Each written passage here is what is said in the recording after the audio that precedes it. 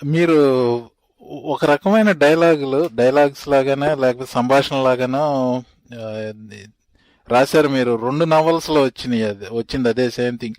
My dear honourable members of the barbarian society అంటే మీకు ఏంటో స్పెషల్ అటాచ్మెంట్ ఏంటండి ఆ లైన్స్ కి? My dear honourable members of the barbarian society అనేది నా నాటకంలో ఒక డైలాగ్ అండి. అదే ఋషిలో పెట్టారు, అదే మళ్ళీ పర్ణశాలలో కూడా వచ్చింది.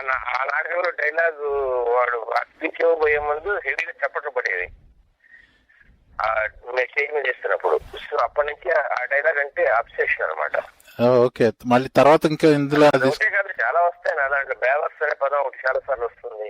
లేకపోతే అకస్మాత్తుగా హఠాత్తుగా షాక్ అయ్యాడు, వెనక్కి తిరిగాడు, ఇలాంటి జాగ్రత్తగా అనుకోండి. అవి తప్పేం లేదండి. అంటే ఇప్పుడు ఆ కుర్రోడేవాడు మన ఆయన ఎవరు, ఎంఎస్ నారాయణ కాకుండా ఇంకొక ఆయన ఉంటాడండి కమెడియన్.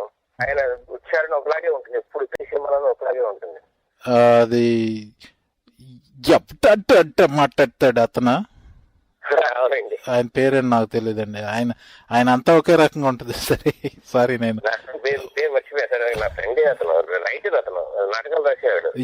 విన్నాను. ఆయన ఏదో 10వ తరగతి ఇంటర్వ్యూ మాత్రం చదివాడట. ఆయన బాగా రాస్తారని చెప్పారు. ఎవరు ఆయనేనా? పెద్ద బండి అని చెప్పి ఒక నాటకం రాశాడు. Okay okay.